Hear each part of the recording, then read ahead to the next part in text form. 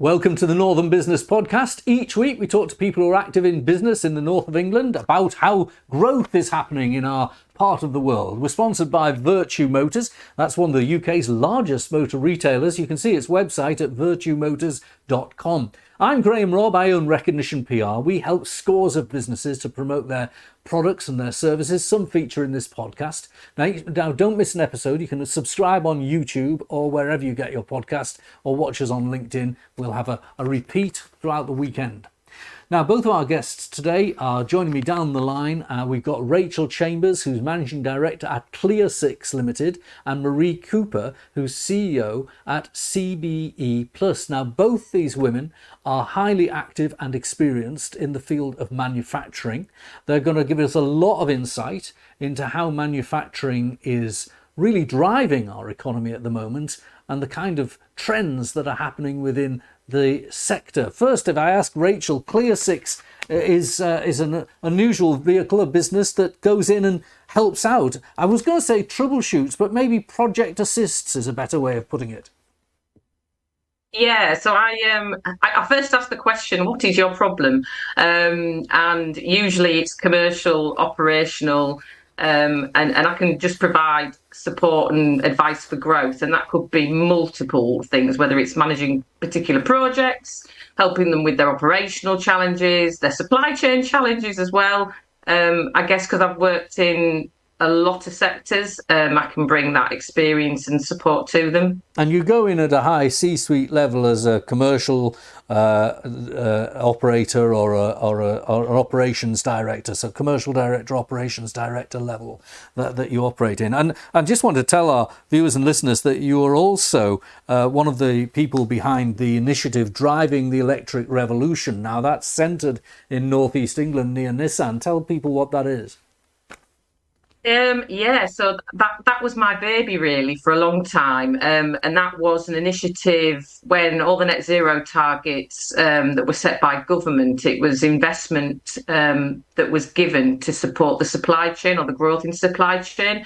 It was a mixture of capability and expertise, and I set up the centre in the northeast, but also ran and led the national initiative, and it was to do with kind of pinpointing where the cluster of expertise was and opening up centres in those particular areas. So we had one in Scotland, one in the northeast, one in the Midlands, and one in Wales.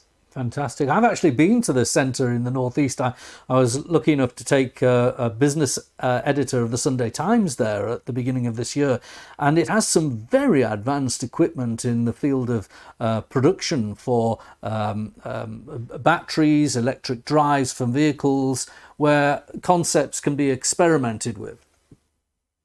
Yeah, we spoke to industry. So one of the key things there was understanding what the challenges were in the supply chain and then providing equipment and capability to enable scale up and support for the supply chains.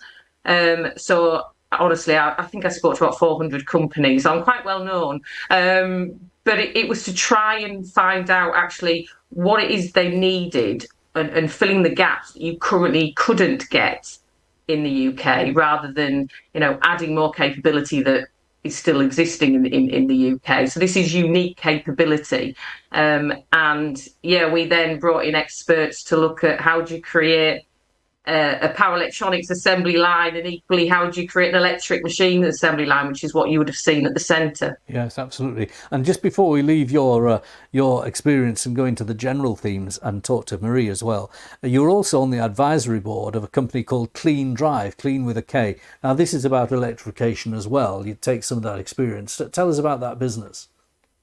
Yeah, so I came across them during my Driving Electric Revolution days, and they'd asked me to be part of the advisory board, and that was to help them get the business growing, understanding where they can get the support from either capability or expertise. But I knew the supply chain as well. I knew where they could get that capability, so it fast-tracked it for them in a way, and I helped them look at their investment as well and their funding. But they're doing amazing things. I mean, they've driven that business originally from focusing on buses and retrofitting buses to now looking at broader sectors. and they're getting a lot of challenges. I think there's investment from government for brand new buses, but not necessarily thinking about the existing buses that need to be retrofitted. And they're really on the, waving the flag to try and get that accelerated in the UK.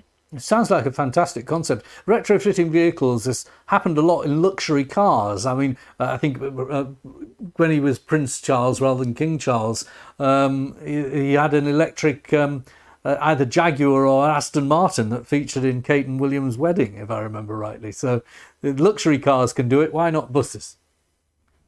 Absolutely. Marie Cooper is joining us, and now her business is CBE Plus, and it's based just south of Sheffield, near Chesterfield, and you can see it if you're watching the video today. Behind her, it's this very large factory, but it is multiple factories under one roof, isn't it, Marie? Tell us what CBE Plus does. Okay, thanks, Graham. Over the last few years, we've brought together capabilities of probably 6 different manufacturing businesses, all under one roof and one brand to create an integrated supply chain opportunity. So we have machining, milling, turning, WEDM, we have electrous nickel plating, and we're installing the first robotic plating line in Europe for EMP. And then we've got all the ancillary services around that where we can do assembly, material sourcing, paint spraying, heat treatment, anything that is associated with precision machining and plating originally, but whatever the customers want. Yes, so the supplementary services like painting are very handy to have if you've got a bit of kit that you're making. Now, I was privileged to have a look around your factory a couple of weeks ago, and a very, very tidy place it is as well, all very orderly and very streamlined. And what was apparent, I won't mention the names of your customers, but what was apparent is that the kind of customers you're dealing with now are quite often at the very cutting edge of technology. I'll tell our viewers that I saw an item that was being made for a satellite going into space, and it was a relatively small item, but my goodness, the skill that was needed to produce it. Maybe if you could just explain how something like that came to you and the skills that you needed for it. Yeah, the customer found us through challenging times of not being able to find the skills to be able to do this. And it has been 18 months, 2 years in development stages, and it is very technical. It's all to do with the material and how we machine it and how we treat it through the process.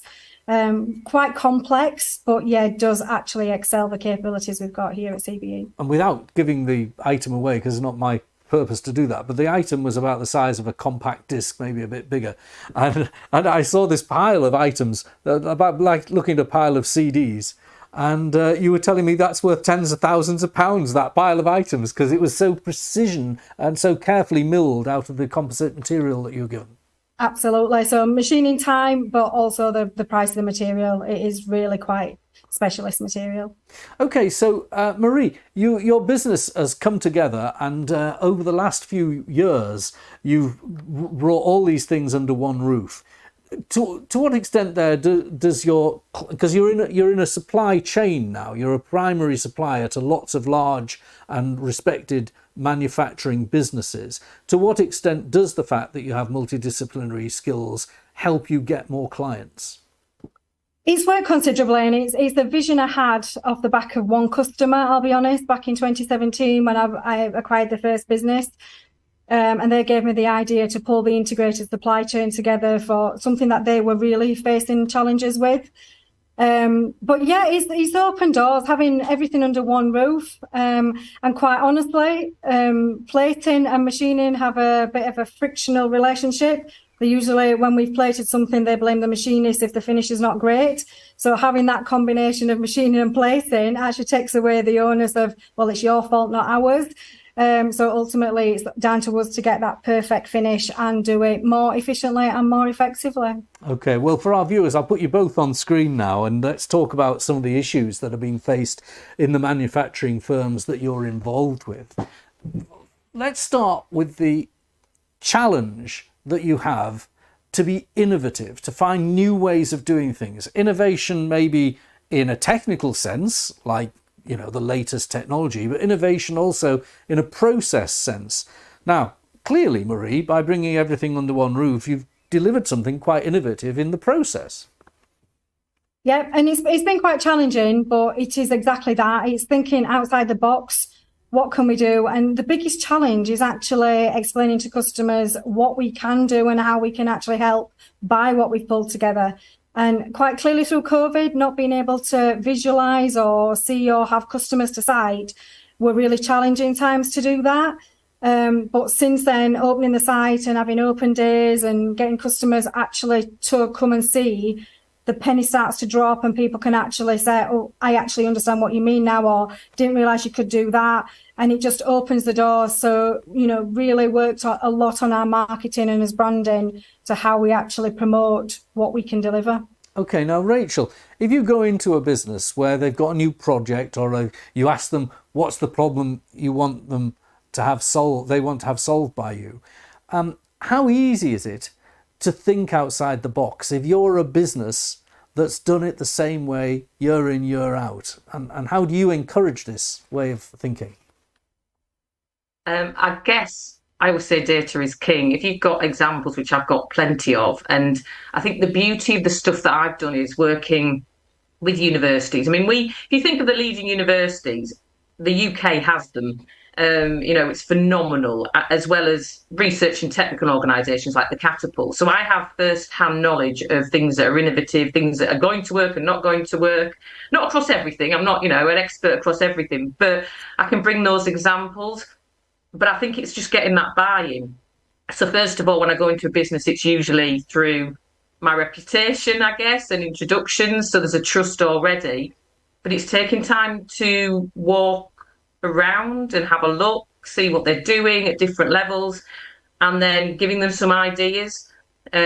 Most of the time, it could be just the simplest of things, like a process improvement. But I think for me, having lived in a world where I've listened to industry for so long, you get to know what is going to make those improvements. And I can even go and show them examples as well. So it's come with me to this organisation, and I want to show you actually how it's been applied as well. And that creates sometimes a partnership and collaborative approach as well, which is really helpful. Well, Rachel, you can see Marie has adapted a new style of working based on a client's requirements and listening to what the client had to say. What do you make of that idea of having multidisciplinary factory? I think it's amazing. I think if you can do it, you've got the space and the capability, absolutely fantastic.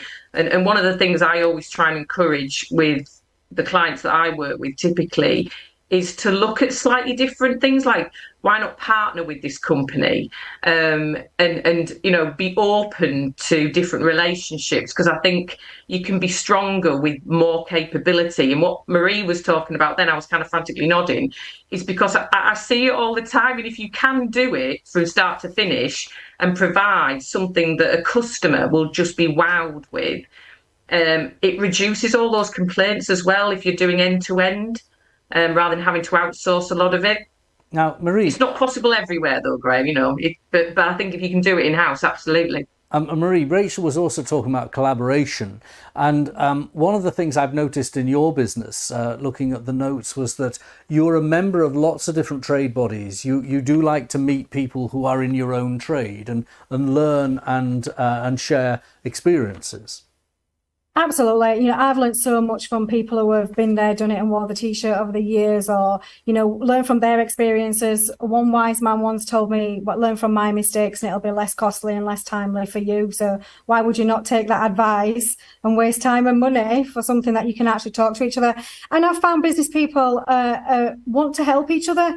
That collaborative approach is something that I do take really seriously. Our motto is together we do more, and that works internally, because bringing 6 businesses together, 6 different workforces in itself, from a culture point of view, that was challenging, but it also brings everybody from outside the business together in as well. So why not? We all strength together. Now, I want to ask you both about the big challenge to British manufacturing, which it seems to be tackling well, actually.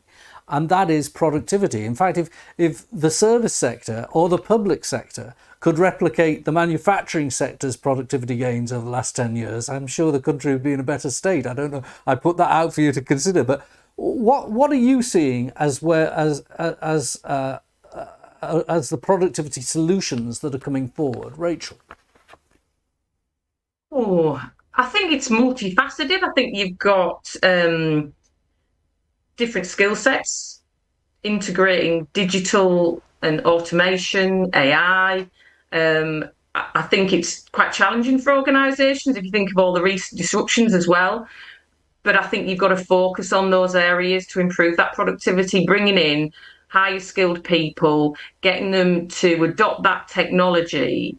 They're probably some of the key areas that I would think for me are going to improve productivity. And you do see it, don't get me wrong. I think the challenge I often see is probably with smaller organisations where they haven't necessarily got the investment, but there are mechanisms out there. If I think of, say, digital adoption in particular, there was the Made Smarter funding that came out from government. There probably needs to be more funding, don't get me wrong, we always want more, don't we? But I think if you look at the sort of smaller, maybe medium-sized enterprises, I think that's where that adoption is needed. You know, if I think of automotive in particular, you've got, say, tier 2, tier 3, and it's critical that they become more agile, improve productivity, and that generally will come from adopting the digital and automation. Now, Marie, you were talking earlier about the robot you put into your electroplating plant, and there are a number of robots in your factory behind you. They're expensive bits of kit. Is the productivity gain worth it? Yes, and it is all about achieving market values as well. Everybody wants more for less these days, so we've got to do, more with less. And it is all about doing that. And some things you just cannot do manually to that sort of level. The robot can process 1 million parts a year, which, we're really struggling to do that on a manual basis, even with resources. So the market demands what we need to do. And why would we not want to use modern technologies? And I totally agree with Rachel. It's all combination of skill sets. But it's also driving what we need to produce at the price we need to reduce it for. And I accept that technology is expensive in some respects, but it delivers what the market wants, which in turn actually gives you the revenues and the volumes that we need to drive the market conditions. Has it been helpful having the full write down of this as the government changed it, didn't it? So that the tax treatment of an investment was more sympathetic? Everything all helps now as opposed to in the future, because that's the problem, isn't it? Everybody wants everything yesterday, and most time you need to deliver it tomorrow. So it's a big benefit for business, particularly in challenging times with cost increases in material prices, and energy costs over the last 18 months, 2 years have been critical for business. So any support is definitely welcomed. If I just tackle another issue that I think productivity and skills go hand in hand, and walking around Marie's factory a few weeks ago, I just got into conversation with a skilled machinist, and this man, obviously he was working on some of the higher technology projects you were dealing with, Marie, but it's obvious he was bringing ideas to the party. He wasn't just operating as a machinist, coming to work, clocking on and machining. He was coming up with ideas on how to do it differently, and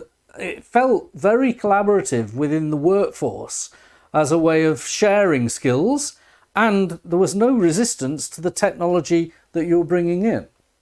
It's one thing we drive, and the one thing that I've said to the guys over the last few years is, we need to be primed for change. We need to be looking for the next thing.